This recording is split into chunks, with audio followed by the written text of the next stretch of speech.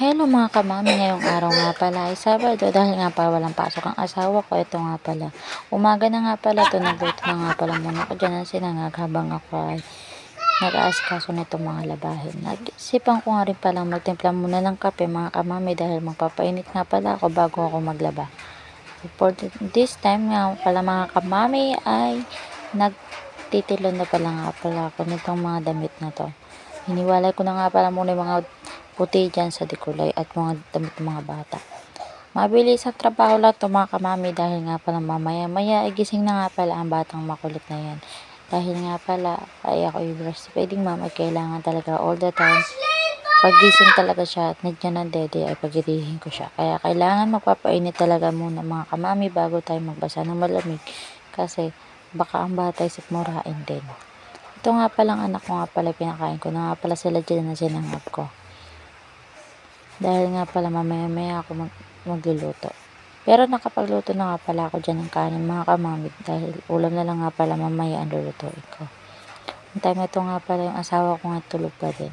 Sinabihan ko na siya kung siya ang maglalaba. Pero di siya nasagat. Siyempre, automatically, ako ang maglalaba. Nilagay ko na nga pala dyan yung dede ng anak ko. Mamaya-maya ko nga pala yung nahugasan. Ito nga pala, tinanggal ko na nga pala ang extension dito mga kamami at ako'y maglilinis itong kwarto. Nang time na ito nga pala, nandun nga pala sa labas na yung asawa ko at saka yung anak ko. Kaya sabi ko sa kanya, paarawan muna.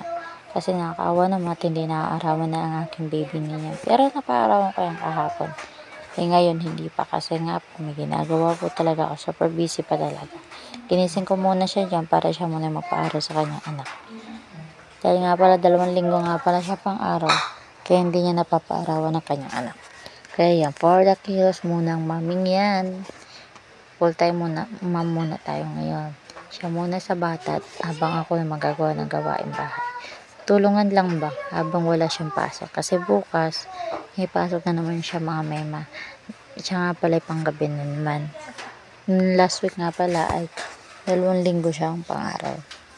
Eh ngayong time na to ay wala nga pala siyang pasok. Kaya ayan. Siya muna mag-asikaso ng mga bata. Sobrang dami talaga to. Pero isang basket at kalahati lang naman yung mga mema. Dahil nga pala, hindi masyado kami nagpapalitan damit. Pero 1 lingguhan namin labahan yung mga kamami dahil Sabado nga din pala ako naglaban ng nakaraan. Kaya ang time na to ay talagang puno pa. Kasi sinama ko na din nga pala dyan ulit yung mga kumot at saka mga cover mga kamami. Dahil nga pala, medyo maalikabok na din siya kahit nalabak ko na last week. Kita niyo naman yung asawa ko, andyan talaga siya nag-aasikaso ng kung ano-ano.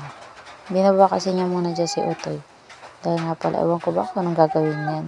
Kung ano-ano pinakuha sa akin. Siyempre, sunod naman na persona na yan. Ginis nga pala muna ako dito sa kwarto. Kita niyo naman.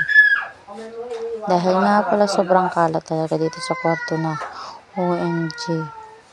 Tinaas ko nga pala muna mga kamami dyan yung mga bag ng aking asawa at saka bag ng aking 2 anak.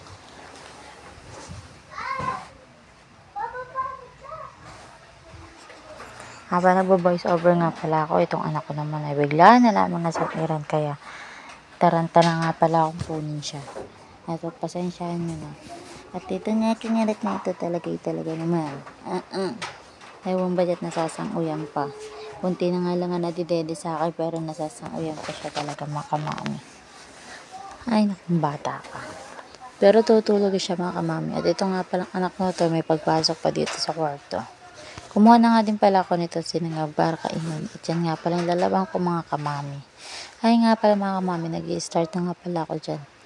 At tapos ko nga pala maglaba fast forward, ayun, for the lambing na sa batang ito.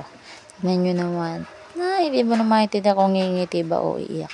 Dahil nga pala birthday ng anak ko, ayan, nagluto nga lang pala kami ng sopas, maruya at saka hot cake. Thank you nga pala kay Papa Lolo nila dahil nagpadala nga pala ng panghanda.